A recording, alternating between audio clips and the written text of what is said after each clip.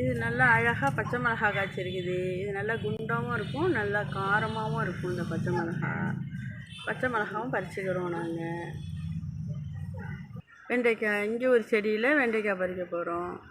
நிறைய வெண்டை செடி போட்டிருக்குறோம் நாங்கள். எல்லா தொட்டிலையும் வெண்டைக்காய் வச்சுருக்கிறதுனால நிறைய வெண்டைக்காய் காய்ச்சிருக்குது. ஒரு செடியில் 4 காய் பறிப்போம். நிறையா வந்து அடுத்தது காராமணி பறிக்க போகிறோம். நிறையா காய்ச்சிருக்குது. நிறையா தொட்டியில் வச்சுருக்குறோம். அதனால் அங்கேக்கங்கே நிறையா காய்ச்சிருக்குது. காராமணியும் பறிச்சுக்கிறோம் நாங்கள். கொஞ்சம் நல்லா நீளமாக காராமணி காய்ச்சிருக்குது. அதுக்கு பக்கத்துலேயே வெண்டை செடி இருக்குது. இதுலேயும் வெண்டைக்காய் நிறையா காய்ச்சிருக்குது. இதுலேயும் வெண்டைக்காயெல்லாம் பறிச்சுக்கிறோம் நாங்கள்.